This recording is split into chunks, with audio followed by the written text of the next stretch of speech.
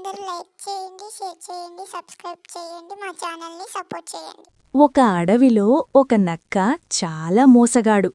అది ఎప్పుడూ ఇతర జంతువులను మోసం చేసి ఆహారం దొంగిలించేది. ఒకరోజు ఒక కాకి చెట్టుపైన కూర్చొని రొట్టె తింటోంది. నక్క దాన్ని చూసి, ఈరోజు మంచి విందు అనుకుంది. నక్క చెట్టు కిందికి వెళ్ళి మృదువుగా మాట్లాడింది. అయ్యో కాకి, నువ్వెంత ఆనందంగా ఉన్నావో! నీ గాత్రం మృదువుగా ఉంది. ఒక పాట పాడవా? కాకి మొదట ఆనందపడింది. కాని వెంటనే అది నక్క మోసం గుర్తించింది. కాకి ఒక ప్లాన్ వేసింది. అది నోరు తెరవకుండా రొట్టెను తన గూట్లో పెట్టేసింది. తర్వాత చెట్టుమీద నుంచే ఇలా అంది. నక్క, నీ మాయ నాకు తెలుసు. నేను మోసపోను.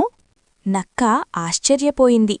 అయ్యో, ఈసారి నా ప్లాన్ పనిచేయలేదు అనుకుంది. అప్పుడే అక్కడికి ఒక కుండలు వచ్చింది.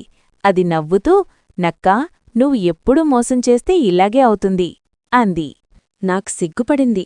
ఇకపై నేను మోసం చెయ్యను అనింది. అందరూ కలిసి ఆనందంగా నవ్వుతూ ఉండిపోయారు.